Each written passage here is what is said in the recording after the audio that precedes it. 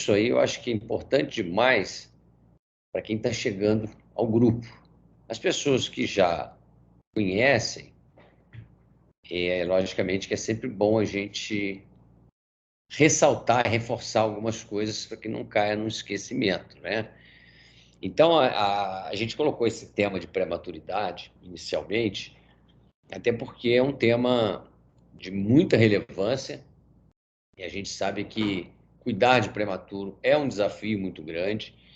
Então, na verdade, o que eu vou tentar fazer aqui hoje é uma coletânea de coisas relacionadas à prematuridade, porque algumas das coisas que eu vou colocar vão ser posteriormente discutido em um momento aí, em outras aulas que a gente vai ter. Então, se vocês tiverem dúvida, quiser parar, quiser fazer pergunta, quiser fazer comentário, fiquem à vontade. É aula para a gente poder interagir, tá bom? Então, nada de ficar no silêncio, senão eu acho que está todo mundo dormindo aí. Já, principalmente que eu não estou vendo o rosto de ninguém, mas vamos tentar ser o mais produtivo possível. Então, assim, isso aí eu gosto sempre de mostrar esses dados, só para a gente chamar a atenção da relevância que é falar de prematuridade, cuidar de prematuro é uma responsabilidade muito grande, né? Tanto que a gente sabe que tem um mês aí que é dedicado aos cuidados do prematuro, a famosa campanha do Novembro Roxo, né? Em 2022, esse ano que terminou, esse aí era o slogan, era garantir o contato pele a pele com os pais de bebê prematuro desde o momento do nascimento. É uma coisa que a gente, de uma forma geral, a gente busca fazer na nossa prática. Então, assim, é, Então, assim, eu acho que isso aí não é uma novidade para a gente. Então, o número de nascimentos prematuros é muito alto, isso vem crescendo muito, né, por uma série de motivos. Né, a gente sabe que a causa de trabalho de parto prematuro, numa população onde o pré-natal não é aquilo considerado adequado, se deve muito mais a questões relacionadas à infecção, que acaba induzindo trabalho de parto prematuro, e tudo muito relacionado, muitas vezes, a uma falta de um pré-natal adequado. Quando você vai olhar a população de alta renda, muitas vezes isso aí vai estar relacionado aí até com inseminação, a gente sabe que o número de gemelaridades é muito alto, e a gente, então, acaba que a gente acaba tendo essa oportunidade de hoje estar aí atendendo trigêmeos, né? Por ter 4, 5 crianças ao mesmo tempo, e aí a chance de prematuridade aumenta bastante. O lado triste dessa história é de que nasce muito prematuro, mas morre muito prematuro, isso a nível mundial, né, gente? Então, assim, 1 milhão de prematuros no mundo, é como se a cada 30 segundos morresse um bebê por causa de um nascimento prematuro.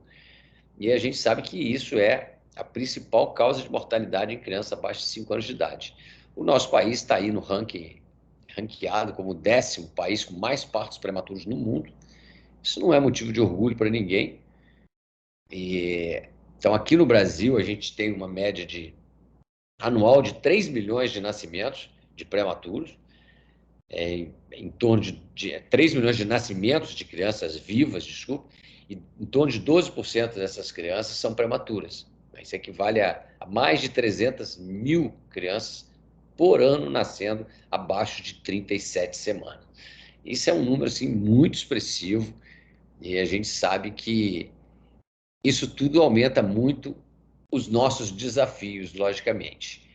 É, Quando a gente pensa assim, né, a gente fica olhando assim, realidade de outros locais, então a gente fica muitas vezes naquela coisa assim, como é que é lá fora? Como é que acontece lá fora?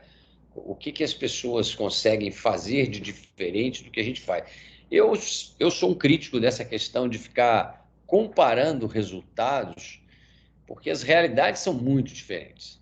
As realidades são muito diferentes. As realidades dentro do país é muito diferente se você começar a comparar uma unidade com outra. Às vezes, dentro de uma mesma cidade, você já vai encontrar realidades diferentes. Então, acho que a gente, ao invés de ficar se preocupando muito com isso, a gente tem que olhar para dentro, olhar para o que a gente está fazendo e tentar entender assim, o que a gente faz hoje, o que a gente pode melhorar no que a gente está fazendo, o que a gente quer fazer para frente dentro dessas questões que a gente sabe que sempre tem espaço para melhoria, né? Então, hoje, tem alguns países que já estão falando de sobrevida de prematuro de 22, 23 semanas. E a gente sabe que no Brasil, essa faixa de idade estacional, a mortalidade é altíssima, altíssima. Mas tem países que a mortalidade é muito baixa já nessa faixa de idade estacional. E é um desafio muito grande, porque são crianças que, se você vai analisar o desenvolvimento embrionário dessas crianças, elas realmente não estão preparadas para nascer, por questões de pulmão, por questões de sistema nervoso, questões renais. Então, é uma imaturidade muito grande, que isso torna o desafio ainda maior. E se a gente erra na mão com uma criança dessa, isso sempre vai ter uma repercussão negativa, né? Então a gente tem que estar atento com o prematuro, não é só quando ele chega dentro da UTI. O ideal é que você possa intervir de uma forma melhorando os cuidados desde o momento que essa criança vai nascer. Então, lógico, se puder melhorar o pré-natal e tudo, mas vamos falar da nossa atuação. Então, hoje tem serviços que o neonatologista, ele atua já na medicina fetal. Então, lá no Fernandes Figueira mesmo, por exemplo, a Cristiane está com um ambulatório lá de cuidados paliativos, que é bastante interessante. Até pega uma criança que vai... Amanhã tem trabalho de parto, uma criança com 22 semanas, por exemplo, a gente sabe que a chance de uma sobrevida de uma criança dessa é muito baixa. E a família muitas vezes tem que estar sendo preparada para isso. Isso, logicamente, que esse ambulatório acaba trabalhando muito mais com as questões de malformações. Mas aqui, voltando para o nosso assunto, a sala de parto, o que é melhor fazer dentro da sala de parto? Então, tem questões hoje que estão bastante assim, são muito bem definidas por um lado, mas a gente ainda vê que as pessoas ainda estão insistindo em levar para o outro lado. Então, aquela história do menos é mais, no prematuro isso é uma verdade muito grande. Então, quanto menos você invade um prematuro, você tem mais chances com essa criança do que se você sair atacando ela desde o momento que ela sai de dentro da cavidade uterina, invadindo essa criança de todas as formas, achando que você está fazendo um bem para ela. Na maioria das vezes você não está fazendo bem. Ela pode até sobreviver ali, mas se ela sobreviver, ela vai pagar um preço muito alto. Então, são todas as questões que estão descritas aí que eu vou tentar falar um pouquinho, para a gente poder discutir um pouquinho. Sala de parto, a questão da hipotermia em sala de parto, mas veja bem, quando eu falo hipotermia em sala de parto, não é hipotermia terapêutica que se usa em asfíxio, não. Estou falando em prevenção de hipotermia para prematuro, que isso tem um impacto negativo muito alto.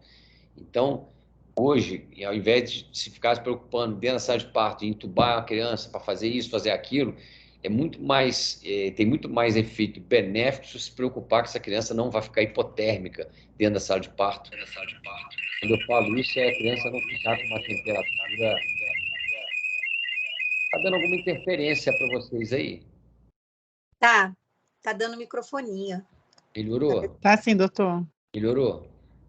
Melhorou. Então tá, se acontecer. Melhorou. Tá ótimo.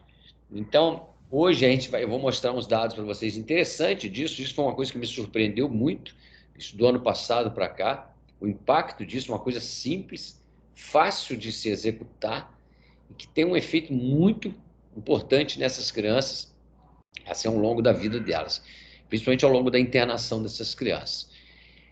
CPAP, intubação, qual é o melhor tipo de suporte ventilatório? Hoje a gente tem uma tecnologia com uma série de aparelhos que fazem várias modalidades de ventilação, mas a gente sabe que não adianta você ter aparelhos espetaculares se a gente não usá-los de forma adequada no momento certo. Acaba trazendo mais danos do que benefício. A gente vai discutir um pouquinho isso aí, né? O uso da cafeína, quando fazer, né? Quanto tempo manter, quando suspender, as questões de cuidados com o recém-nascido, como a umidade, né, que ele vai ficar dentro de uma incubadora, quanto de líquido eu dou para essa criança, quando é que eu começo o sódio, potássio, por que essas crianças descompensam com muita facilidade, qual é a melhor forma de nutrir essas crianças, quando eu devo começar a nutrir, né? Qual é o melhor leite, né? Infecção, a gente sabe que é uma das grandes causas de mortalidade no prematuro, é infecção, e muitas dessas infecções vêm do excesso de cuidado dos profissionais de saúde. Então a gente tem que tomar muito cuidado, porque o excesso muitas vezes acaba favorecendo a mais infecção e aumento de mortalidade. E por fim, né, o canal arterial, trata, não trata, é cirúrgico, é tratamento clínico. Então, é uma série de questões aí que são extremamente interessantes para a gente poder discutir. Então, isso aí eu só botei um quadro, o pessoal lá de Montreal usa, como tratar uma criança com prematurinho, clássico, prematuro, extremo, com membrana hialina. Então, repara, o plano A para essas crianças, vejam bem nessa figura ao lado, número 1, qual é o plano A? O plano A é você, se ela nasce e estiver respirando espontaneamente, independente do peso e da idade estacional, lógico, nós não estamos falando aqui de 22, 23 semanas, mas criança 24, 25, 26, 28, 30, nasceu, essa criança respira, qual é o plano A? É não entubar, é botar essa criança em CPAP. Se ela não respira ou ela falha isso na sala de parto, ventilou, não reverteu, você vai ter que entubar. E aí vai para dentro da UTI em ventilação, lá na UTI vai promover todos os cuidados, inclusive com a utilização de surfactante. Então, isso é uma coisa que assim, tá muito bem definida hoje, mas a gente sabe que a gente ainda tem uma resistência muito grande por parte de muitos profissionais em relação a isso. Ontem mesmo, nosso plantão no Fernando Figueira, eu e o Cristiano tivemos um plantão assim, daqueles 5 internações, assim, de só crianças complexas, e entre elas gemelares de 30 semanas, crianças pequenas, e foram as que menos deram trabalho para nós, porque eu atendi um, ela atendeu o outro, os dois, um CPAP desde a sala de parto, ventilou, ficou bem, saturou bem, CPAP, foram no CPAP para dentro da sala, para dentro da UTI, foram colocados na pronga, e hoje muita gente já põe a pronga dentro da sala de parto, que é o ideal. Então, essas crianças assim, ficaram super bem, saturando bem a noite inteira, o desconforto da sala melhorou. Então, é uma questão de ter paciência e acreditar que isso vai dar certo. Se você começar a querer adivinhar qual criança que vai aguentar, qual criança que não vai aguentar, a chance de você fazer errado é muito grande. Isso é o que a gente ouve muitas vezes as pessoas falando, né? As pessoas às vezes têm mania de dizer, criança não vai aguentar, não. Essa criança, ela é muito pequenininha, é melhor entubar. Eu ouço muito isso quando eu ouço isso me dá até arrepio. E às vezes está se falando isso de uma criança que está com respiração espontânea. Então, que você pode dar um suporte não invasivo, que é muito melhor para ela. Então, isso a gente vai conversar um pouquinho aí na frente. Então, o maior desafio que a gente tem hoje para prematuro, vamos colocar assim, são crianças abaixo de 1.000 gramas, né? Abaixo de 28 semanas. Acima disso, a maioria dos serviços já tem uma sobrevida muito alta. Abaixo de 28 é o desafio. E como nós vimos, alguns países já estão falando em 23, 22, 24. Então, assim, essas crianças têm muitas alterações relacionadas à imaturidade e que a gente tem que tomar muito cuidado quando manuseá-las para que a gente não piore isso. Então, preste atenção, e são dados do Canadá, sobrevida de crianças de 23 a 28 semanas. De 23 a 25, eu estou falando aqui de crianças de 400, 500 gramas, 600 no máximo, você vê que a sobrevida deles já é de 79%. Quando eles pegam 26 a 28 semanas, que vai ter aí 800, até 1 quilo mais ou menos, a sobrevida deles já é de 88%. Quando eles vão para crianças com mais de 28 semanas, que é o prematuro, o muito prematuro, eles já têm 90, praticamente daí para frente é quase 100% de sobrevida. E com índice de hemorragia intracraniana baixíssimo, baixíssimo, baixíssimo. Então, assim, Por que que eles conseguem isso e muitas vezes a gente não consegue? É uma série de fatores aí que vão influenciar isso. Então, eu não acho que a gente deva comparar, a gente deve usar os dados desses locais como uma meta a ser atingida, mas no nosso tempo, dentro da nossa realidade. Né? Então, por que eu estou falando dentro da nossa realidade? Então, vamos imaginar que você pegar uma criança de 28 semanas em Montreal, nos Estados Unidos, no Japão, uma criança dessa numa UTI, se tiver 5 crianças dessas internadas, cada uma tem uma enfermeira só para ela.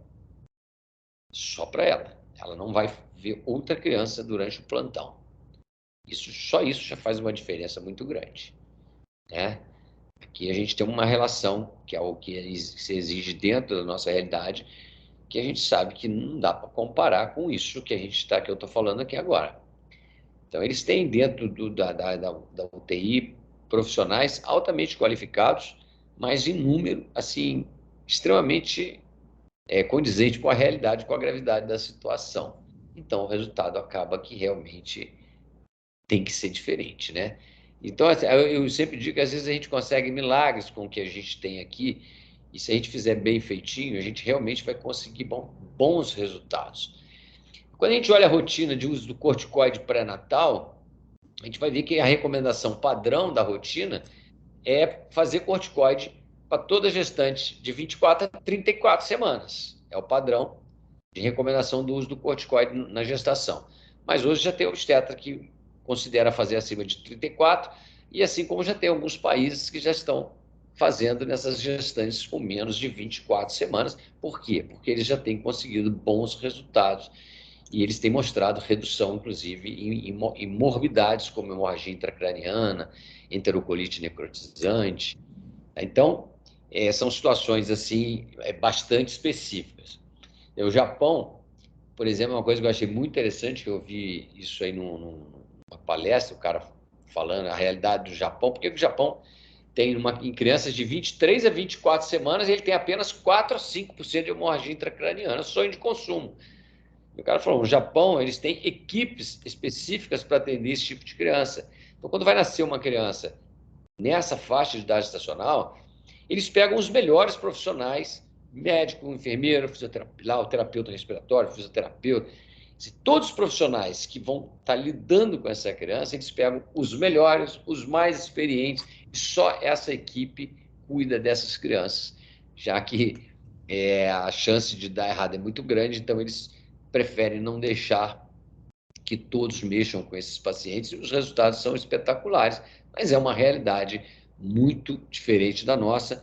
Então, se a gente olhar para a nossa realidade, entender o que é que a gente está fazendo e identificar o que a gente pode fazer para melhorar, eu acho que a gente vai, com certeza, avançar bastante. Então, quando a gente fala em assistência ao recém-nascido em sala de parto, a gente sabe hoje que a Sociedade Brasileira de Pediatria divulga uma rotina de reanimação, tá? Que é uma rotina da Academia Americana, né, do Colégio Americano de Cardiologia, que eles dividem essa reanimação em menores de 34 e acima de 34. Então, nas crianças com menos de 34, a gente sabe que as chances de reanimação aumentam muito. Então, vocês olhem esses dados aí, de 2014 a 20, foram mais de 8 mil crianças com muito baixo peso, com idade entre 23 e 31 semanas. Quase 70% deles foram ventilados com máscara facial ou com tubo ou cânula traqueal dentro da sala de parto. Ou seja, 2/3 das crianças. E menos de 10% receberam reanimação avançada, ou seja, massagem, droga, intubação, tudo ao mesmo tempo. A gente sabe que quando chega nesse ponto é muito ruim. Muitas vezes eu ouço as pessoas falarem: no meu hospital a gente não faz bem porque a gente não tem equipamento para isso.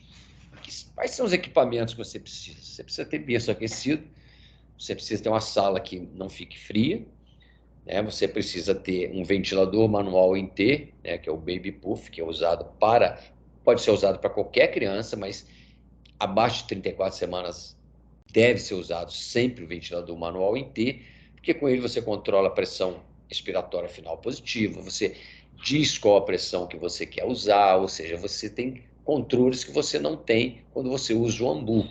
E às vezes as pessoas dizem, ah, mas eu uso o ambu, eu treino a usar de maneira bem delicada, sem dar muita pressão, mas a gente sabe que por mais que você seja delicado no ambu, você está dando muito mais pressão do que você imagina que esteja.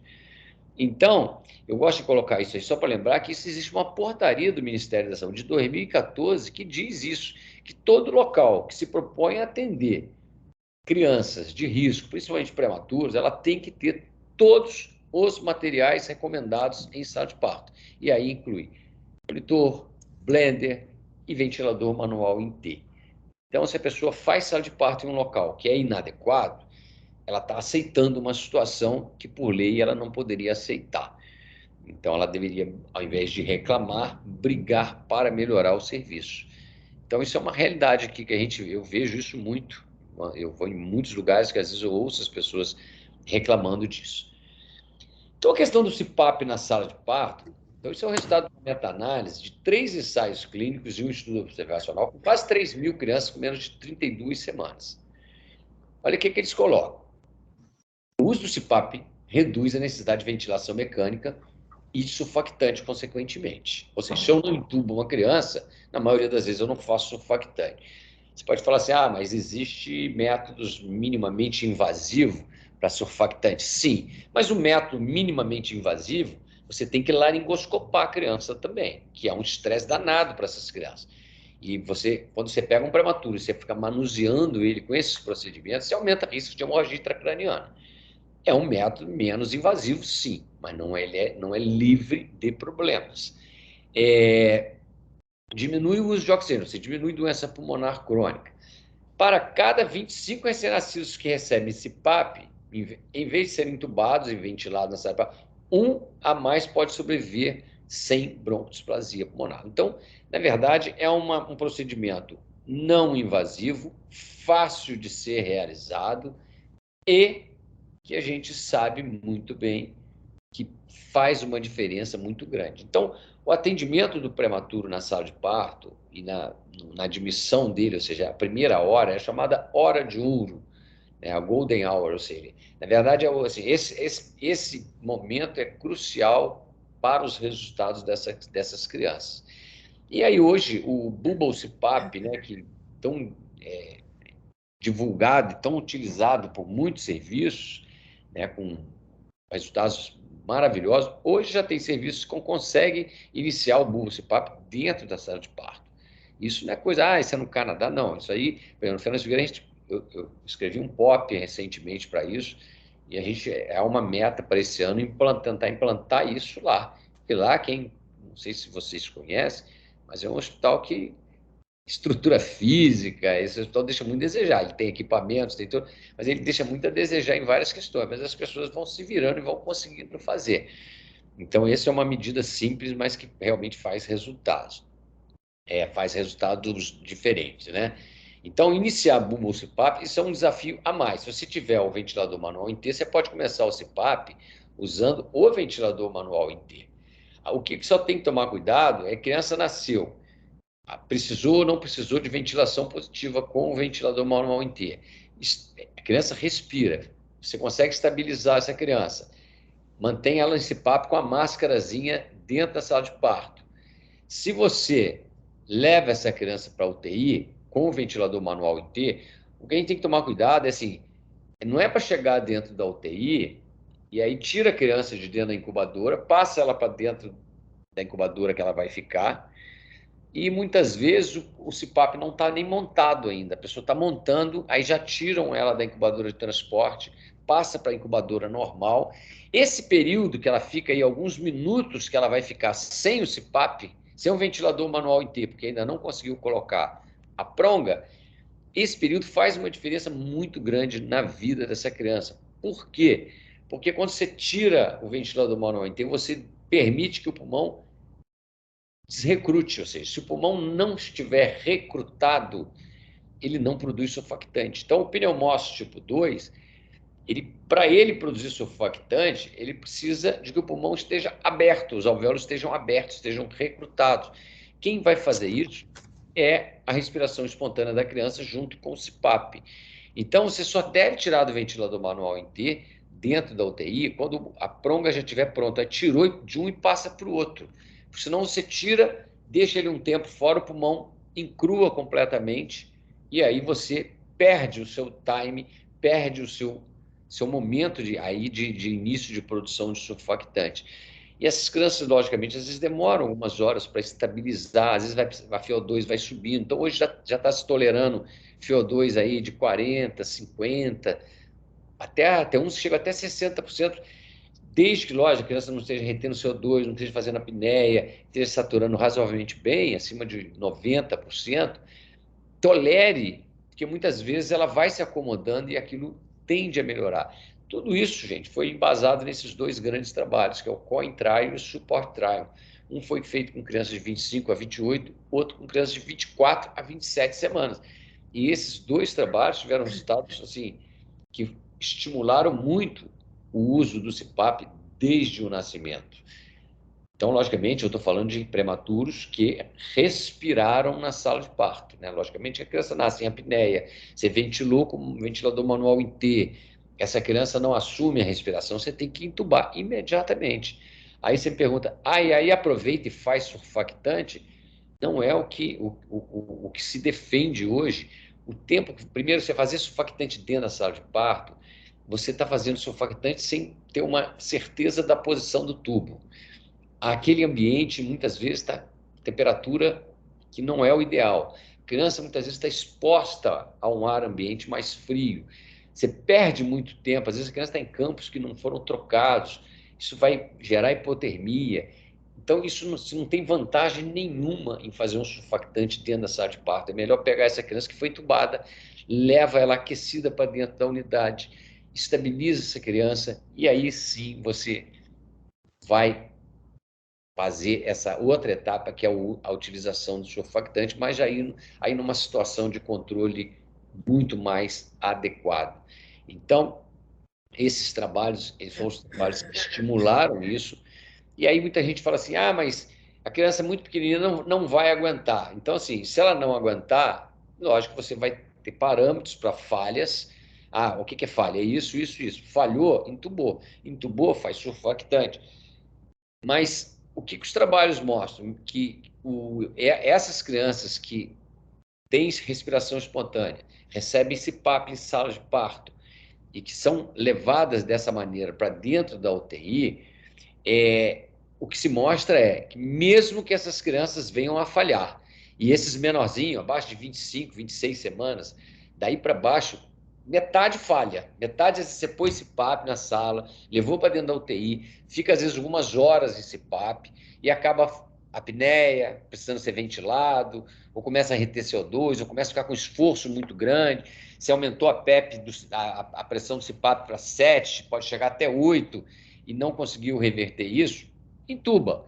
E aí sim faz surfactante. E o que os resultados mostram? Se você compara esses que você entubou imediatamente na sala com esses que você deu a oportunidade de ficar em CPAP um tempo, mesmo que ele tenha falhado, o resultado de mortalidade e doença pulmonar é muito melhor naqueles que foram colocados em ventilação não invasiva ou em CPAP em sala de parto.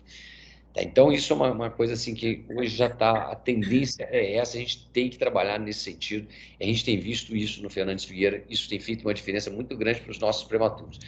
Acho que no último ano aí, os prematurinhos, todos do Fernandes Figueira de 24, 25 semanas, todos sobreviveram, nenhum deles com IC 3, 4, ou seja, a gente realmente melhorou muito o nosso resultado, quando a gente passou a fazer mais isso e passou a cuidar da temperatura dessas crianças na sala de parto. Em relação à retirada, né, do CPAP, isso é uma discussão que os fisioterapeutas participam muito, porque muitas vezes são eles que fazem, retira direto ou vai tentando fazer um desmame do CPAP, né?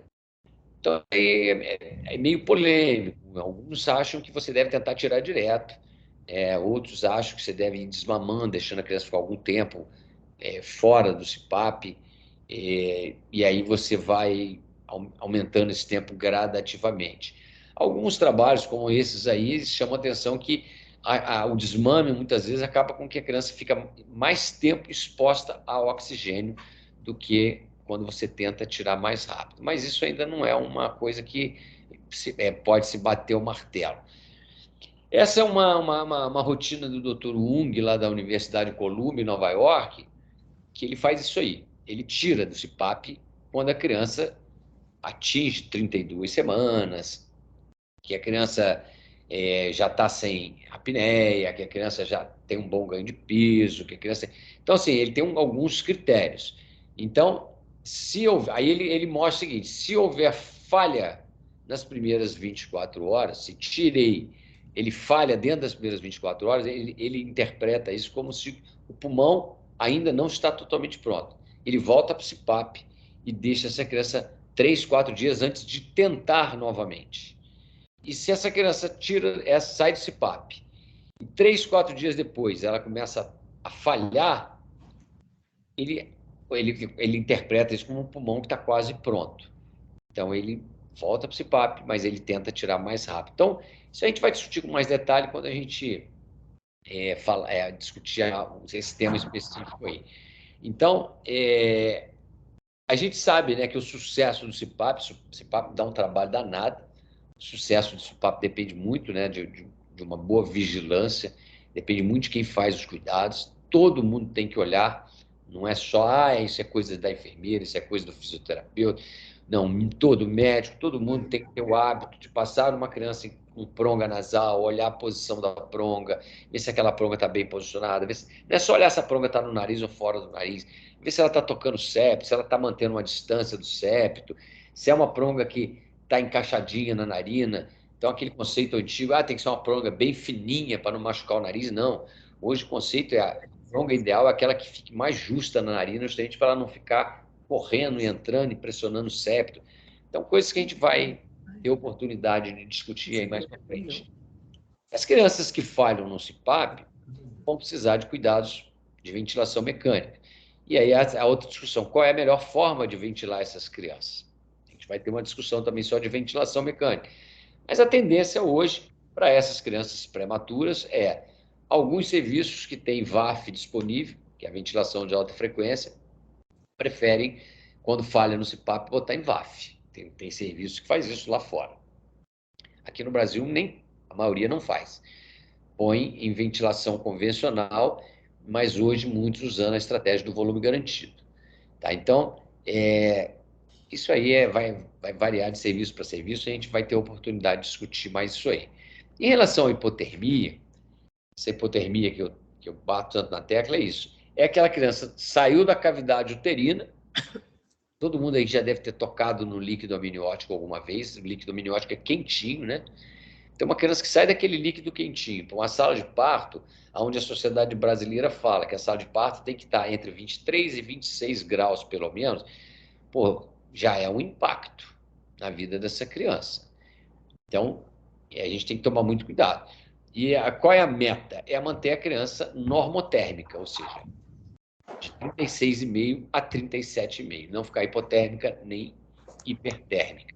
Para conseguir isso com o prematuro, não basta você deixar a sala entre 23 e 26, deixar um berço de calor radiante ligado, pegar a criança num pano e levar para o berço. Ela vai esfriar. E esfria mesmo. Então, essas crianças têm que ser manuseadas dentro de saco. São saquinhos que são específicos para isso. Não tem nenhum luxo nisso, é um saco mesmo. Essas crianças, lá no Fernando Figueiredo, a gente põe uma touquinha de plástico, e em cima da touquinha de plástico, uma touquinha de algodão. Então, a criança prematurinha nasce, a gente enfia ela dentro do saco, só a cabeça para fora. Alguns fazem um buraco no saco para o bracinho sair para botar o sensor. Põe a touquinha plástica e põe a touquinha de algodão. Isso aí, debaixo, logicamente, do calor radiante, numa sala que a gente tenta jogar a temperatura mais para perto do 26 possível. Por que isso, gente? Porque a gente sabe que a hipotermia nessas crianças, elas aumentam a demanda metabólica dessas crianças. Elas favorecem ao desequilíbrio ácido básico, elas favorecem o desconforto respiratório, elas diminuem a perfusão, ela aumenta o risco de enterocolite, elas aumentam o risco de hemorragia intraventricular. Então, são uma série de coisas que antigamente não se relacionava a isso, mas que hoje a gente sabe que tem uma relação muito direta com a temperatura com que essa criança é manuseada dentro da sala de parto. Então, assim, as morbidades mais relacionadas a essas questões de hipotermia na sala de parto e na admissão, então, quando a gente fala em sala de parto, a gente mede com 5 minutos de vida, nasceu 5 minutos depois, alguém mede a temperatura da criança, depois mede, assim que ela chega na UTI, quando a enfermagem vai admitir essa criança, antes de tirar da incubadora de transporte, a enfermagem mede a temperatura. Então, a gente tem esses 2 pontos de referência, 5 minutos de vida e na admissão dentro da UTI. E justamente para prevenir essa lista de problemas que vocês estão vendo aí, que tem relação direta, muitas vezes, com a hipotermia. Olha esse dado da Rede Brasileira de Pesquisas Neonatais, que envolve aí vários hospitais universitários, hospitais de referência para cuidados perinatais, e eles mostram que a hipotermia na admissão na UTI aumentou a chance de óbito precoce em 64%. Isso é um dado extremamente relevante. Isso foi feito com 9 hospitais universitários públicos, mais de 1.700 crianças, entre 23 e 33 semanas de idade estacional. Então, só por esse dado, a gente já realmente... A gente tem que olhar isso aí direitinho. Então, reparem esses gráficos. A hipotermia, os 5 minutos na admissão, olha só, o azul é antes da implantação dessa rotina, e o verde foi pós-implantação da rotina. Olha como caiu. A incidência, a prevalência aí de hipotermia. Então, na sala de parto, caiu de 60% para 20%. Isso no primeiro momento. Na admissão da UTI, caiu de 75% para 14%. O que se faz de diferente do que se fazia? Primeiro, lá a gente meio que deu um curso, ou pelo menos fez um treinamento básico para todas as pessoas que estão dentro da sala de parto, não só para quem vai atender o recém-nascido. Porque às vezes você está na sala de parto, você precisa de um material, aí você fala com a técnica que é circulante, tá? A pessoa não, às vezes ela não tem muita noção da importância daquilo, e a resposta nem sempre é tão rápida. Então, isso aí melhorou muito. Eu falo, talvez tenha sido o fator que eu tenho notado que mais me chamou a atenção foi a atenção que todas as pessoas da sala de parto passaram a dar aos pediatras quando eles estão atendendo um prematurinho ali dentro. Então, aqui no Fernandes Figueiredo de 2021, que foi quando a gente começou a fazer, para o ano passado, caiu de 50% para 40%. Então, além de treinar as pessoas, todo mundo passou a ter consciência de que a sala, independente do calor que o anestesista, o obstetra esteja sentindo, todo mundo tem que sentir calor mesmo, infelizmente, até a criança sair da sala. Então, o ar é desligado, o bico está ligado. A gente botou dentro da sala de parto, no centro obstétrico, tipo uma incubadorinha, assim, que eles guardam campo, compressas, fraldas, usa muitas vezes em cima das toucas, às vezes põe a fraldinha, fralda descartável, que vem lá daquele ambiente aquecido, põe na cabeça da criança, soro aquecido, as toucas, tudo ficam dentro dessa caixa térmica aquecida. E aí, quando a criança está prestes a nascer, as pessoas vão trazendo aquilo, e aí aquilo vai sendo usado nos prematurinhos. Então, por isso a gente passou a ter essa redução importante, como vocês estão vendo aí. Aí tem esse gráfico da esquerda, ele está mostrando a cesariana em azul, em branquinho é o parto normal. Então, cesariana é sempre pior, porque a sala sempre está mais gelada, né? Mas você vê que todas elas, com as medidas, e a meta era chegar a 10%, caiu até mais do que se tinha como meta. E ao lado você tem um gráfico mostrando a temperatura na admissão, qualidade, mostrando que quando você consegue diminuir o número de crianças que chegam dentro da UTI hipotérmicas, você tem uma redução direta na mortalidade. Então, às vezes a gente sempre, às vezes o pessoal levava muito em tom de brincadeira, a criança chegou igual um picolé, gelada, hiperglicêmica. Era isso que a gente usava muito nesse termo, mas isso aí é uma coisa que realmente a gente tem que reverter. Infelizmente, às vezes essas crianças são transportadas, né, de outro hospital ou de fora, e aí você muitas vezes não tem como controlar isso. Mas uma criança que nasça dentro do hospital onde está a sua unidade, a gente tem que tomar muito cuidado e não deixar que uma criança que está nascendo numa sala ao lado chegue dentro da sua UTI com 34 de temperatura, né? Então, a sala tem que estar aquecida, a redução da hipotermia materna antes do nascimento, usar saco plástico na cabeça, no corpo, gases aquecidos, todos esses procedimentos são simples e dão resultados. Mudando um pouquinho de assunto, alguém quer comentar alguma coisa disso? Alguém quer contar alguma experiência? Gente, eu estou falando, mas eu gostaria muito de ouvir vocês também.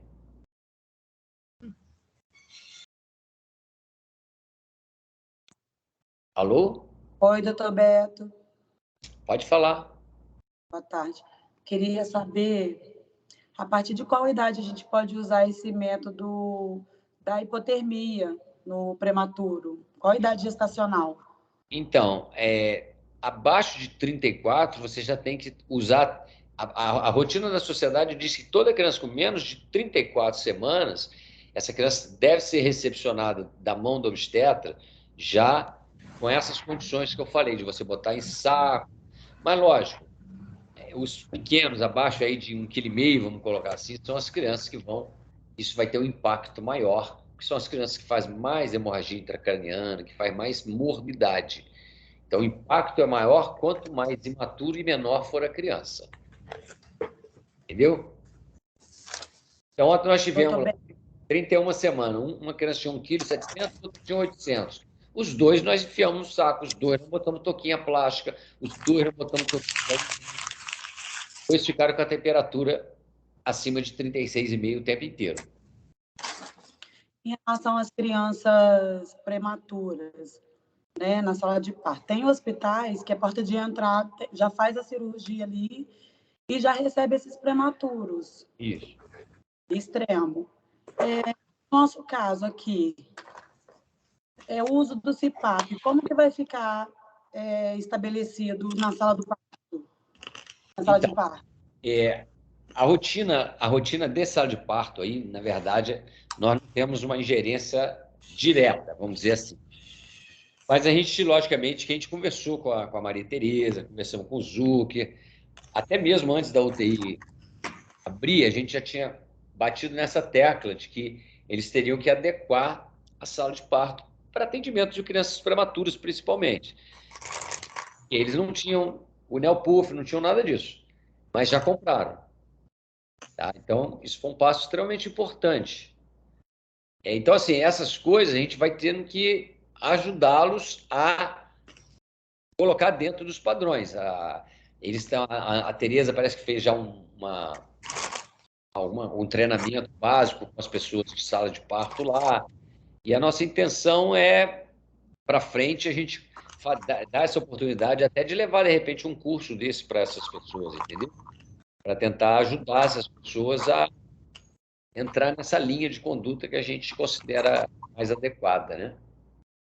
Eu imaginei que, nesse caso, talvez as fisioterapeutas acompanhassem um caso assim, Isso. de um parto prematuro, assim, precoce, que a gente já saiba desse parto, delas subirem para o centro cirúrgico para poder acompanhar e já instalar o CPAP ali no primeiro momento.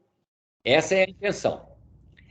Dá licença, só um minutinho. Sara, só pegando o gancho aí da Sara. Isso é uma coisa que eu conversei com a Paola, né?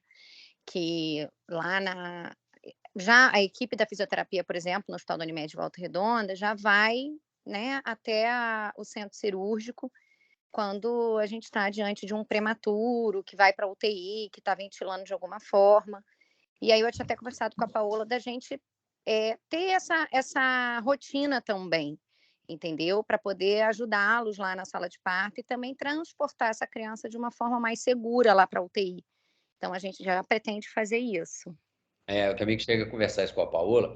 Esse é o ideal, né? Logicamente que a gente não pode impor as coisas, a gente vai ter que conversar e, logicamente, que as pessoas estão abertas a essas conversas. Eu acredito que a gente não vai ter dificuldade com isso, não. E é uma ajuda sempre bem-vinda. Se a gente tem, olha, uma previsão que vai nascer uma gestante, vai nascer uma criança de uma gestante de 28, 30 semanas, logicamente que não tem por que a gente não participar diretamente disso, né? Eu acredito que a gente vai conseguir fazer isso, sim. Ok, gente? Mais alguém quer? Eu. Tá dando para me ouvir? Estou ouvindo, só não estou te vendo. É porque você está com o slide. Não, Então, perfeito. A gente conseguindo implementar essa rotina, já saindo com o Quem é que Baby está Puff. falando? Paola, físico. É a Paola, tá bom, Paola. A gente já saindo com essa rotina já no primeiro minuto de vida ali, né? Conseguindo já instalar esse CPAP. Se já tem Baby Puff, a gente já está com um bom caminho Com certeza. andado, né? Grande Então a passo. gente consegue instalar um grande passo, consegue instalar esse fluxo. Isso aí. Perfeito. Isso aí. Eu acho que o primeiro passo é esse, é a gente conseguir. O primeiro passo nós já demos, que foi eles comprarem o Baby Puff. Eles já compraram. O Zucker já me falou isso. Então, o próximo passo é nascer uma criança e a gente poder participar diretamente dessa sala de parto, né? Junto com eles, logicamente. A gente não quer tomar lugar de ninguém. A gente quer ajudar. Ok, gente? Em relação à cafeína, isso aqui é um dado, vamos falar um pouquinho da cafeína. Esse é um dado interessante, que eu sempre gosto de ressaltar a enfermagem, né? As falhas no processo de utilização de medicamentos contribuem significativamente para a redução de segurança do paciente.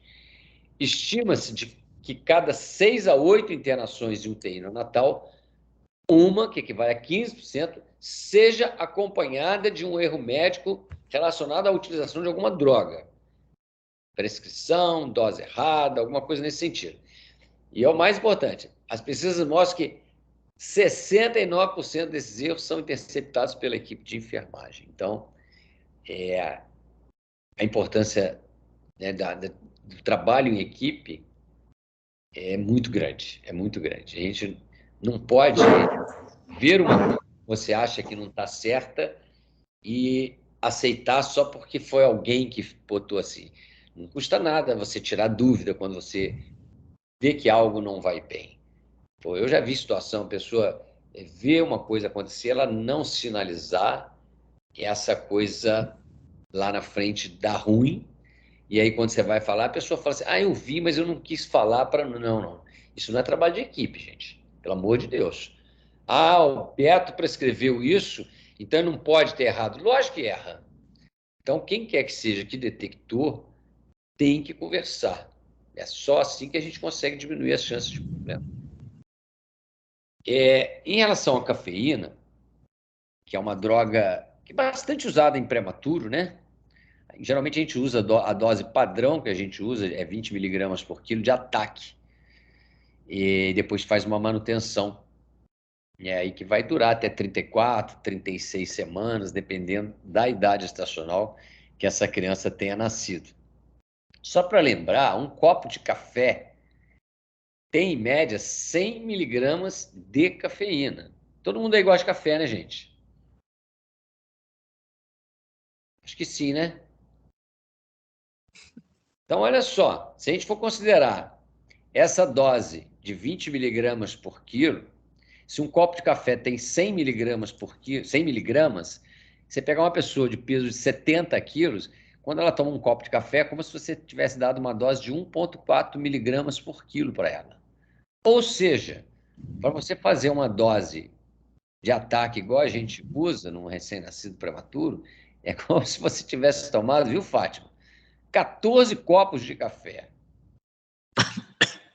Quase não iria ficar pilhada, né? Tá bom para você, não? Ô, Beto, Oi. a minha tela aqui não está mudando o seu slide. Eu não sei se é um problema da minha internet. Pergunta para o pessoal aí se mudou a tela. Pessoal, mudou, não? A minha mudou, tá na Mudou. tela da cafeína. A minha tá mudando também. É minha internet mesmo. Eu estou lá no slide Qual antigo.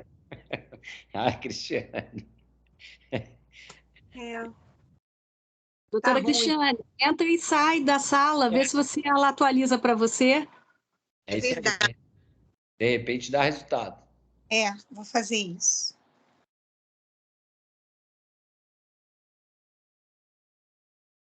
Então, assim, na verdade, essa droga, né, eu puxei essa droga para te colocar, porque ela realmente é muito usada. Às vezes fica, usa cafeína, não usa cafeína.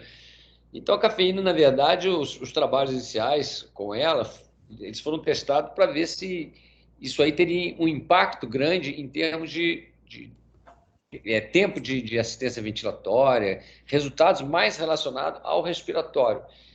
E, no entanto, os trabalhos iniciais não encontraram grandes coisas nesse sentido, de melhorar o desempenho respiratório, mas encontraram um dado, uma diferença pequena no grupo que usou, num grupo que não usou, mas significativo, de melhora do desempenho do neurodesenvolvimento dessas crianças. Então, como ela realmente é uma droga que tem um efeito altamente positivo para melhorar a apneia e tudo, e é associado a isso, observou-se que em crianças lá com 1 ano e meio, 2 anos de idade, você tem uma melhora no déficit de neurodesenvolvimento, é uma droga largamente usada aí na grande maioria dos serviços. Mais ou menos a rotina que a gente tem usado é essa, que é o que a maioria usa. Quando a criança tem menos de 29 semanas, você começa a fazer para todos, independente de como a criança esteja dentro das primeiras 48 horas de vida. Se a criança estiver entre 29 e 32, se ela tiver em suporte não invasivo, se ela fizer apneia, ou se ela estiver entubada e for ser estubada, você ainda não estiver usando, você vai começar a usar. Na grande maioria das vezes, hoje, quando ela vai estubar, ela já está usando, se a pessoa segue essa rotina. Crianças acima de 32, ela é usada especificamente para situações aí de apneia, né? E quando é que para com a cafeína, isso também tem algumas rotinas, né? Essa rotina aí, ele pega 2 grupos, né? Menor que 28 e maior do que 28 semanas. Então, se a criança nasce até 28 semanas, quando é que ele tira? Ele tira quando ela atinge mais ou menos 36 semanas de idade corrigida, não esteja mais no oxigênio, clinicamente bem, sem apneia, já pelo menos 5 dias.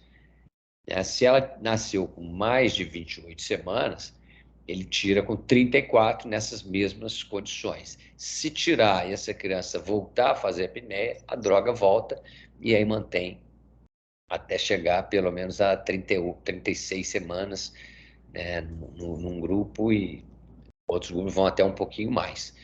Então, isso já está uma coisa mais ou menos definida e eu acho que não tem assim, grandes dúvidas, né, em relação a isso. Essa questão da necessidade hídrica, do manuseio de eletrólitos, é uma coisa também que é um desafio grande, eu vejo dessa forma. Essa criança sai de uma situação intrauterina, né, onde ela já vem passando por algumas mudanças, a diferença de água, a gente sabe que um prematuro extremo chega a ter 80%, 90% de água no seu corpo, né? E essa água extracelular, ela vai caindo, né, com a idade, volume de líquido extracelular vai caindo com a idade gestacional. E o pré-termo, ele está num estado assim, onde ele tem muita água, ele não tolera sobrecarga de volume, e ele tem algumas dificuldades, muitas vezes, em excretar um volume quando dado em excesso para ele. A gente vai ver um pouquinho disso aí. E o cuidado que o médico, principalmente, que vai prescrever, e a enfermagem que faz o controle desse líquido que entra e que sai, isso aí é extremamente importante nessa fase da vida, né? Então, a gente sabe que uma maneira que você tem de controlar isso é vendo perda de peso, você vendo concentração, né? Como é que o hematócrito subiu muito, subiu muito, como é que está a densidade urinária. Você tem várias formas de você acompanhar isso dentro da unidade.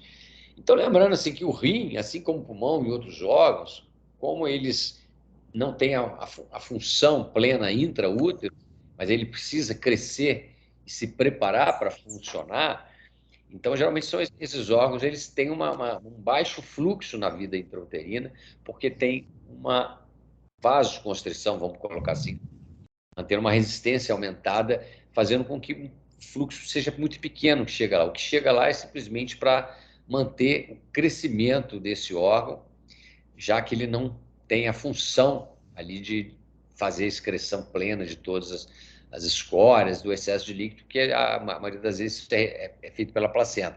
E a criança geralmente atinge o número total de néfron delas quando ela chega em torno de 34 semanas. Por isso que 34, a partir daí, o ponto de corte, né, dos problemas maiores é 34 semanas. E assim que essa criança nasce, a gente sabe o que vai acontecendo. Ela tem aquela transição, muda a transição da resistência periférica, ela diminui a resistência dos órgãos alvos, aumentando o fluxo, né, não só, mas também a nível renal, e a taxa de filtração glomerular vai aumentando gradativamente no decorrer aí da primeira semana de vida, vamos dizer assim. Então, essas crianças que nascem prematuras, elas têm aí uma baixa filtração glomerular e uma dificuldade muito grande de excretar quando você dá líquido demais. E líquido demais num prematuro abre canal, encharca pulmão, aumenta a dependência de ventilação ou de assistência ventilatória, aumenta a displasia bronco-pulmonar, ou seja, o excesso de líquido traz uma série de consequências a curto e a longo prazo que a gente pode tentar amenizar isso manuseando de forma mais adequada, né? Então, a criança a termo, por exemplo, ela tenta manter um balanço positivo de sódio, que ela, na verdade, ela reabsorve. A maioria do sódio que é filtrado é reabsorvido. Ela tem um efeito aí da aldosterona que faz com que haja essa absorção do sódio. Então, ela tem essa tendência a fazer isso. Diferente da criança prematura, que ela tem uma tendência maior a perder sal. Então, os túbulos distais dessas crianças, eles respondem mal à aldosterona. Então, ela tem essa tendência maior à perda de sal e à retenção de potássio.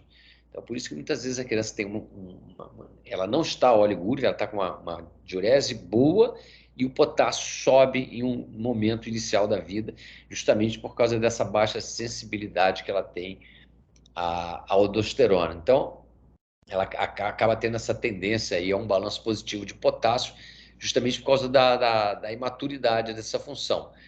Então, a gente tem que tomar muito cuidado por causa dos riscos de hipercalemia na primeira semana de vida, vamos colocar assim. Então, a oferta de potássio tem que ser bem avaliada no momento que vai iniciar e o controle disso tem que ser muito bem feito.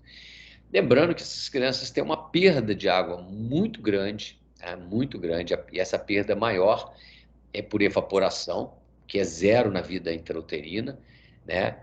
Então, se a gente não tomar cuidado, essas crianças, antigamente, né, quando a gente olha para trás, a gente vê quanta coisa errada a gente fazia, né? Antigamente era muito comum os prematurinhos eram admitidos nas UTIs e ao invés de ficar em incubador inicialmente, ficavam em uns CRs, porque tinham que fazer procedimentos, eles ficavam ali, às vezes, de um dia para o outro, em um CR.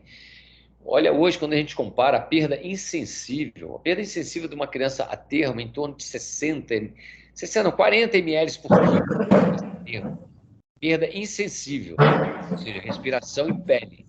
Se a gente compara a perda insensível de uma criança numa incubadora a 90% de umidade com uma criança numa OCR, uma perde em torno de 50 por quilo, que é o normal, a outra perde 170, mais de 3 vezes que a criança identificada perde. Então, por isso que existe essa rotina hoje, que eu nem sei, né, Jana, se a gente usa, são essas faixas que estão aí no slide, né? 90% nos primeiros 3 dias, 80% no quarto, depois cai para 70%, é isso aí? Jana, tá aí? Sara, quem tiver aí? É isso aí. Usa essa faixa mesmo? Tentando ler. Tá pequenininho. Tá muito pequenininha? 90% nos primeiros 3 dias de vida, 80% no parto, 70% no 5º ao 6º dia de vida diante. Isso mesmo, isso mesmo. Isso aí. Então, isso aí realmente tem um impacto grande nessa questão de perda hidroeletrolítica, né? E essas crianças, então, têm essa tendência a essa síndrome hiperosmolar, o prematurinho, Por quê? Porque ele desidrata fácil, ele perde muita água, então acaba ficando hipernatrêmico, fica concentrado, né, o meio dele. Tende muitas vezes a hiperglicemia, se não se toma muito cuidado com o que está ofertando de glicose. A gente sabe que hipoglicemia é um grande distúrbio metabólico, mas a partir do momento que ele vai para hidratação venosa, eles acabam fazendo muita hiperglicemia, se você não toma cuidado. Eles tendem à hipercalemia. Então, essa é uma síndrome chamada síndrome hiperosmolar, que é muito comum nos prematurinhos aí na primeira semana de vida, né? Então, essas mudanças desse padrão de excreção, é extremamente importante a gente lembrar disso na hora que a gente vai fazer a prescrição, né? Então, aí tem várias tabelas, né, que começa com tanto de taxa hídrica, dependendo do peso, mas em média começa aí com 80, 90 ml quilo dia, e aí vai chegar em torno de 150, 160, né? Só em algumas situações você passa disso. Vai aumentando em torno de 10 a 20 ml por quilo por dia. Essas crianças têm uma perda prematura, geralmente perde até 15, 18% do peso. A gente tem que tomar cuidado para não perder mais do que isso. Então, como é que segura essa perda? É dando líquido de forma adequada, não deixando eles perder, botando eles em incubadores adequados e iniciando nutrição precocemente e agressivamente, né? Então, assim, o sódio, a gente geralmente tenta manter ele 140, 150, né, que é o valor de referência. A gente não usa ele nos primeiros 24, 48 horas de vida, com raras exceções. Começa e depois vai aumentando gradativamente, porque aí você passa a ter controle desse eletrólito, e aí você vai aumentando de acordo com a necessidade da criança. Mesma coisa com o potássio. Então, a gente vai fazendo e vai controlando o quadro dessa criança para a gente não favorecer a esses distúrbios que a gente viu aí. Outra coisa que eu considerei assim, que é bastante relevante da gente conversar é sobre essa questão da nutrição, né? A nutrição em prematuro talvez seja uma das terapias mais importantes hoje em dia, se você quer ter um prematuro realmente que diminua morbidades. Então, o que a gente tenta na vida extrauterina é tentar imitar o que seria na vida intrauterina. A gente não consegue na grande maioria das vezes, mas é o que a gente tenta e a gente busca como meta. Então, a meta de tentar chegar próximo a isso é a criança crescer mais ou menos 15 a 20 gramas por quilo dia, né? Isso no primeiro trimestre, meio a 8, a 0,5 a 0,8 centímetros por semana de período cefálico, em torno de 1 centímetro por semana na estatura. Então, a gente tenta, na verdade, fazer uma estratégia nutricional com que a criança não perca muito peso de nascimento, recupere o mais rápido possível o peso que ela nasceu e que ela atinja essa velocidade de ganho de peso aí dentro do que se recomenda. Então, o que se faz com essas estratégias? Criança nasceu, logicamente prematuro, você não consegue atingir dieta plena com muita rapidez. Vai depender de uma série de fatores. O que a gente tenta ao máximo é não deixar a criança em dieta zero. São raras exceções, a criança vai ficar em dieta zero. Algumas situações, criança com distúrbio hemodinâmico, criança que teve muito sofrimento intraútero, às vezes 24, 48 horas para começar uma dieta pelo tubo digestivo. Mas fora isso, é começar no primeiro dia com dieta trófica. E não podendo usar o tubo digestivo de forma muito rápida, a gente tem que priorizar a nutrição parenteral. E aí a meta é você começar já no primeiro dia com 3 gramas por quilo de aminoácidos. A gente faz isso rotineiramente no Fernandes Figueira. Isso é uma coisa que ajuda de uma forma você conseguir dar mais glicose para essa criança, melhorando a relação de proteína com calorias não proteicas. Porque se você der muita glicose, eles fazem hiperglicemia.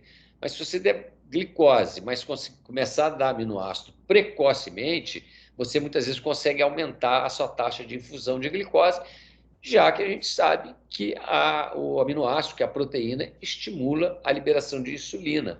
Então, você consegue controlar e prevenir a hiperglicemia quando você faz esse tipo de medida, né? A nutrição enteral mínima deve ser começada o mais precoce possível, evitar o jejum. Jejum aumenta a chance de translocação bacteriana, aumenta a chance de sepsis, de enterocolite. Então, jamais uma criança, principalmente prematuro, deve ficar em dieta zero, jamais, a não ser em raras exceções, como eu falei, mas dentro do possível, se for muito prematurinho, começa, nem que seja com 1 ml de 6 em 6 horas. Nós não estamos falando aqui daquela colossoterapia que vai fazer na primeira semana, né, pingando aquela quantidade de colosso na boca para estímulo imunológico. Nós estamos falando de estímulo de tubo digestivo. Então, em algumas exceções, a criança, igual a criança que nasceu com a gente ontem, um dos fetos estava em diástole reversa, era um feto que estava em sofrimento. Então, essa criança é 48 horas, pelo menos, aí, para começar uma dieta. Mas, assim, fora isso, já começa já no primeiro dia. Então, isso a gente é uma coisa que a gente tem que sempre priorizar. Então, na nutrição parenteral, a gente começa com 3 no primeiro dia e o prematuro extremo a gente chega a 4 gramas quilo dia aí dentro da primeira semana. E a TIG a gente vai aumentando de acordo com a tolerância dessa criança. Então, a criança está fazendo dentro do aceitável, às vezes já está com 6 miligramas, a gente vai aumentando. E já está com aminoácido em quantidades boas, você muitas vezes consegue chegar a TIGs altas, aumentando a taxa calórica dessa criança, sem o risco da hiperglicemia ou com menos risco de hiperglicemia. Raramente se usa insulina em criança, geralmente é difícil de controlar e a chance de não dar certo é muito grande. E essa é a pergunta que a gente se faz, qual que é o melhor leite para criança prematura? Né? O melhor leite é o leite da própria mãe, isso aí não tem discussão. Tá? O segundo melhor leite é o leite humano de doadores de banco. Mas a gente tem que levar em consideração que eles têm algumas deficiências, como baixa concentração de proteínas, se você considerar o crescimento do prematuro. Então, se está usando leite de banco, quando ele chega a 100 por quilo, a gente geralmente fortifica. Mas a gente sabe que não é uma realidade da grande maioria das unidades privadas, né? Tem a oportunidade do banco do leite, o banco de leite. Então, vai acabar tendo que usar o leite da própria mãe ou a terceira opção, que é a fórmula própria para prematuro. Alguns serviços têm essa rotina, muitas vezes, de usar hidrolisado. Não é a recomendação que a literatura faz em relação a isso. Não são adequados para prematuros. Tá? Então, tem situações especiais, a criança fez sangramento nas fezes, tudo bem. Está pensando em alergia à proteína de vaca, aí você vai tentar um hidrolisado. Algumas situações você vai tentar, mas de preferência em tempo curto. Por quê? Porque a osmolaridade desses leites é maior do que o do leite de prematuro. Não, a diferença não é muito grande, mas é maior. Então, isso, às vezes, para o prematuro pode ter um impacto. E a concentração de cálcio e fósforo é muito menor do que as fórmulas de prematuro. E aí, hoje tem muito trabalho mostrando que o uso prolongado de hidrolisados aumenta muito a chance dessa criança evoluir com doença metabólica óssea e, às vezes, de difícil controle. Então, é uma conduta que não é o que está recomendado na literatura. Então, aí tem uma série de situações que é o que a gente faz mais ou menos, então repete muita coisa do que eu falei, depois eu estou gravando essa aula, eu vou passar para vocês, tá? Em relação à oxigenoterapia, a gente sabe que a gente sempre trabalhou com essa preocupação de que se a criança estiver recebendo oxigênio suplementar, eu não posso relaxar ou ficar tranquilo ao ver essa criança saturando perto de 100%. Então, isso é um conceito antigo. As pessoas olhavam os monitores saturando perto de 100%, não se dava nem o trabalho de ver se essa criança estava ou não recebendo oxigênio. Hoje, o bom serviço, a boa conduta tá com oxigênio, está saturando acima de 95, baixa a concentração de oxigênio. Então, isso é uma coisa que esse projeto, o Koala, né, que é o Controlando o Oxigênio Alvo Ativamente, e o oxigênio alvo aí entre 91, a saturação alvo é 91, 85, o alarme entre 88 e 95, vem mostrando que realmente isso tem um impacto na vida dessas crianças. Então, isso aí também é uma coisa para todo mundo da unidade. Tem que olhar o monitor, tem que ver o que a criança está recebendo de oxigênio. Se estiver recebendo 30%, está saturando 98%, tem que baixar esse oxigênio, ou pelo menos tem que tentar baixar esse oxigênio. E é extremamente importante que isso tudo seja descrito no prontuário. Nunca pode deixar, né, de descrever isso, porque às vezes a gente põe que a criança está em CPAP em ar ambiente, né? Então, assim, a gente tem que estar atento e na hora que vai relatar isso, e um chama a atenção do outro, gente. Alarme, desligar alarme, jamais. Silenciar alarme, nunca. Né? Então, isso aí ele foi feito para nos ajudar e não para a gente deixar isso de lado. Infecção, a gente vai ter um módulo aí que a Cristiane está organizando, acho que a Rosane vai fazer umas aulas para a gente aí. Então, vou passar rapidamente só para chamar a atenção de algumas coisas, só para ficar como mensagem, né? Dr. Manuel de Carvalho, que foi um dos criadores da unidade do Fernandes Figueira, ele dizia que um controle de qualidade melhor que você pode ter de uma criança que entra numa UTI e tem alta é se essa criança usou antibiótico ou não usou antibiótico. Então, ele sempre brincava assim, fala, doutor Manuel, se a criança está tendo alta, não usou antibiótico. Falava, esse é um bom padrão para qualidade. Por quê? Porque a gente sabe que o uso é exagerado. Mas a gente, lógico, por outro lado, entende que o profissional neonatologista, principalmente, ele tem muito medo de infecção, não é para menos, e a gente sabe que os nossos pacientes, quando eles chegam dentro da UTI, eles geralmente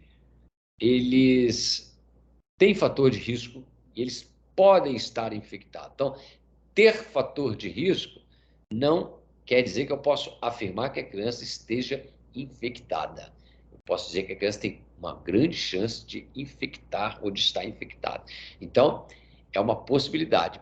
Então, sabendo disso, que essas crianças são extremamente vulneráveis, imunologicamente, elas estão ainda não estão no nível de defesa que a gente desejaria que estivesse, então é um prato feito para sepse. E aí acaba que, mas na maioria das vezes, acaba se começando o antibiótico. Então, eu gosto de dizer sempre que o grande desafio da UTI neonatal hoje não é nem não usar antibiótico, não começar antibiótico. Eu acho que o grande desafio não é isso. O grande desafio é tirar antibiótico precocemente daquelas crianças que você achou que tivesse infectada e não estão infectadas. E como é que eu vou saber disso? Evolução clínica, evolução laboratorial e hemocultura. Tá? Então, a gente tem que trabalhar nessa perspectiva. Entrou na UTI, tem fator de risco? Tem. Tem clínica, alguma clínica? Pode não estar séptica, alteração de hemodinâmica, mas está taquipneica, está com hipoativa, deixando resíduo gástrico, ou seja, pode estar infectada? Pode. Começa antibiótico. Vai avaliando clinicamente, laboratório e hemocultura. 48 horas. 48 horas. Essa criança está clinicamente bem, os exames estão normais, hemocultura não está crescendo, suspende antibiótico. Esse é o maior desafio.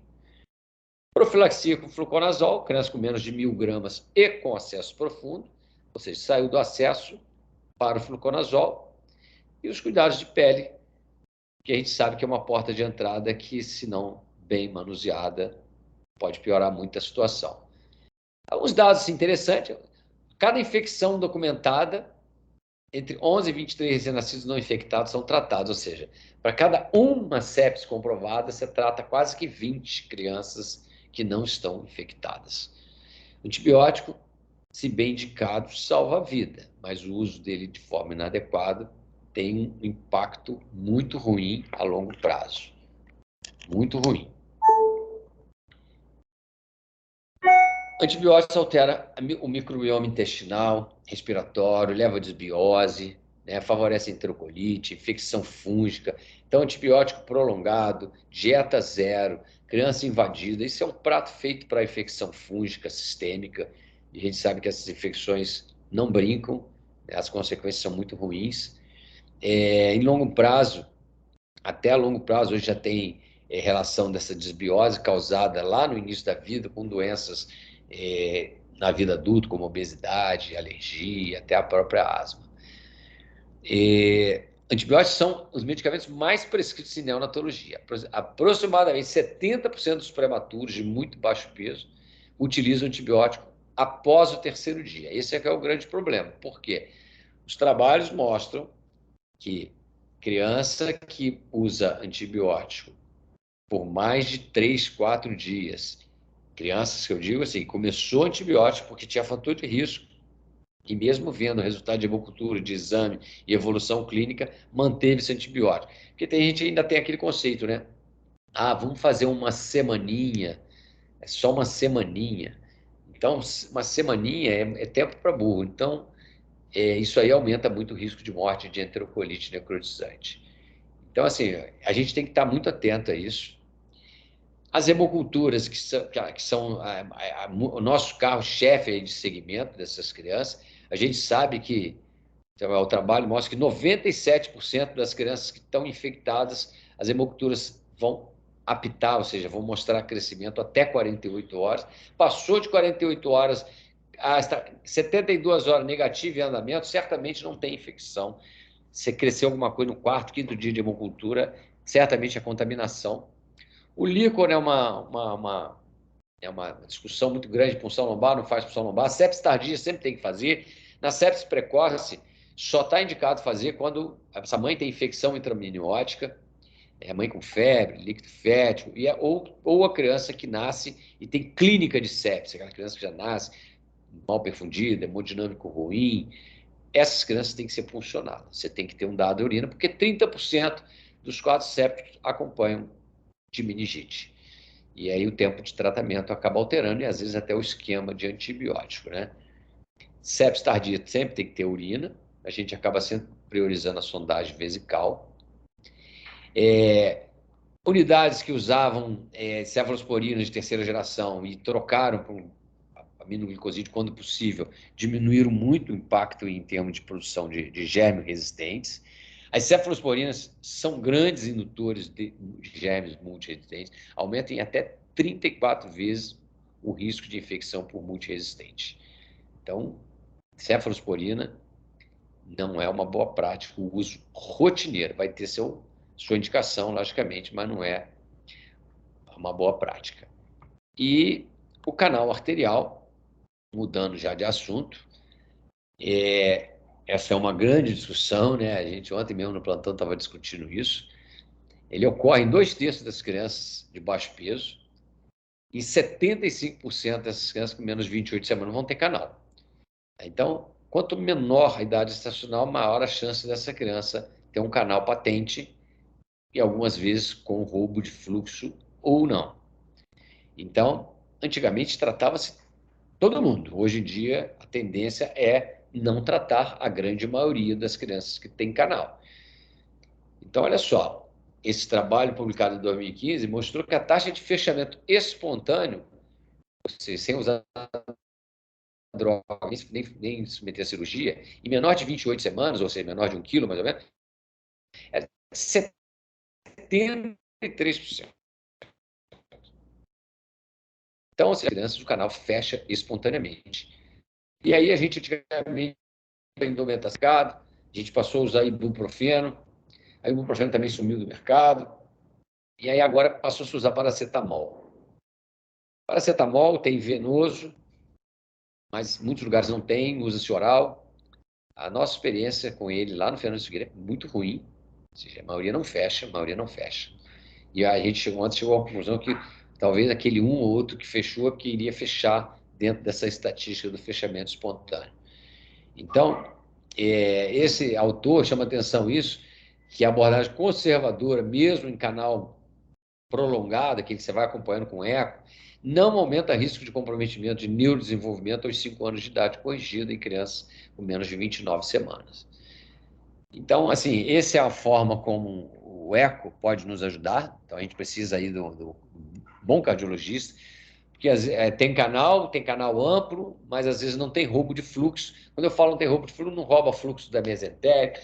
Então, assim, não tem grandes riscos para a criança. Essa criança pode ser, inclusive, alimentada normalmente. Quando você tem risco você tem roubando fluxo da mesentérica, aí você alimentar uma criança dessa aumenta o risco de enterocolite. Então, são alguns dados que o cardiologista usa para te dar informações relacionadas ao canal. Esse é um algoritmo de tratamento, né? A gente até usa muito parecido com isso, né? Lá no Fernandes Figueira, falando Fernando Seguida, gente, porque aqui o número de prematuros é maior, a gente acaba vendo mais criança nesse sentido. Então, você vê, o tratamento é conservador, é manter a criança restrição, mas cuidado para não fazer muita restrição, senão você compromete a função renal dessa criança, mas dar muito líquido favorece a abertura do canal. Se essa criança tem um canal com fluxo importante, principalmente chuntando da esquerda para a direita, ou seja, jogando fluxo para dentro do pulmão, muitas vezes ajuda quando você aumenta a PEP, né? Porque você aumenta, o pulmão fica mais expandido, ele comprime aqueles vasos, eles diminuem o retorno, né, de sangue para o lado esquerdo do coração. E essas crianças em situação de canal, elas têm que ficar atentas, porque elas acostumam com essa situação de ter um volume diastólico de coração esquerdo muito grande, porque ela chunta para o lado do pulmão, ela volta para o lado esquerdo. Então, existe uma síndrome que hoje, quando se vai fazer correção de canal tardiamente, cirurgicamente, muitas vezes, hoje tem uma rotina de se usar a milrinona começando no dia, ou um dia antes da cirurgia, justamente porque essas crianças tendem a sentir, quando você liga o canal pós, elas deixam de receber aquele volume todo, elas fazem muita disfunção no pós-operatório. Mas você vê que por essa conduta aí, ó, cuidado com líquido, PEP um pouquinho mais alto, sabe? Geralmente vai estar em assistência, né? Tiver sinal de congestão pulmonar, furosemida ajuda bastante, mas cuidado que furosemida de uso regular, se você tentar usar depois uma droga que vá tentar fechar essas drogas antiprostaglandina,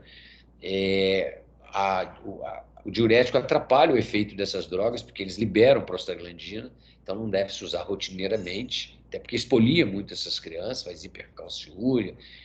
Se essas crianças estão na segunda, terceira semana de vida, o canal hemodinamicamente importante, ganho de peso baixo, dificuldade para tirar da assistência ventilatória, a estratégia inicial é droga.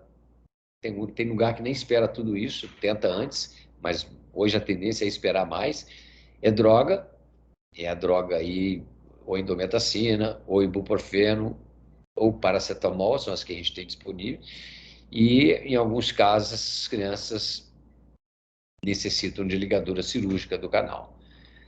Então, cuidado com o diurético rotineiro, que era muito comum antigamente, criança com canal. Tem canal, faz diurético, faz restrição de diurético. Então, além de se secar muito a criança, se espoliar muito a criança, você, às vezes, alterar a função renal, você estimula a produção de prostaglandina, o que muitas vezes atrapalha a ação dessas drogas usadas para o fechamento do canal. Gente, era isso que eu queria conversar com vocês. E aí, muito desses temas que a gente passou aí, a gente vai ter a oportunidade de discutir aí para frente de uma maneira mais detalhada. Fico aí aberto para comentários, discussões, manifestações. Roberto, Oi.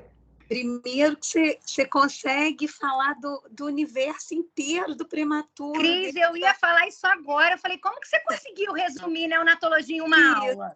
1h30, viu? 1h30, viu, gente? Nem foi longo, hein? Caraca, ele falou de tudo.